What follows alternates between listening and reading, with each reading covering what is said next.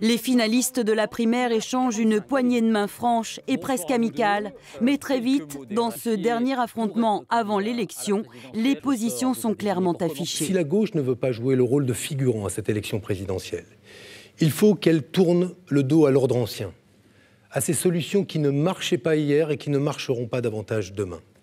Il faut qu'elle propose un futur désirable. La victoire est possible. Et celui qui sortira de cette primaire aura, je l'espère, si vous venez voter nombreux, aura un élan et une force qui comptera beaucoup dans cette élection présidentielle. Sur la question centrale du travail, deux philosophies s'affrontent. Benoît Hamon veut encourager les 32 heures sans perte de salaire. Je ne baisse pas la durée légale, j'encourage la réduction du temps de travail. Il est évident que dans ces conditions-là, l'objectif, il est qu'il n'y ait pas de perte de pouvoir d'achat, sans quoi, évidemment, les salariés s'y trouvent perdants. Manuel Valls, lui, reste sur sa ligne. Il répète qu'il est le candidat du travail. Ce que les Français demandent, c'est pour ça qu'il y a une exigence, notamment en matière d'emploi, de chômage, c'est de travailler davantage. C'est d'être mieux qualifié, mieux formé pour affronter le défi de l'emploi.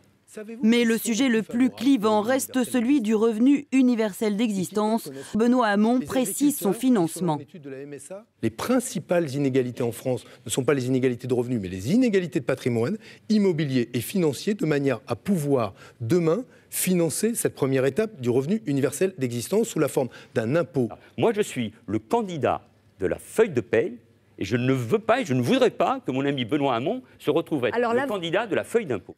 Projet contre projet, les deux candidats réaffirment leurs convictions. L'option politique que je propose est une option qui ne vend pas du rêve, elle ne vend rien du tout, elle propose de la justice. Il y a une différence entre le rêve et l'illusion, et la crédibilité d'un projet. Et c'est ça, moi, qui m'intéresse, et c'est là-dessus que les Français doivent choisir. Au final, il n'est pas certain que ce débat fasse bouger les lignes d'ici dimanche prochain.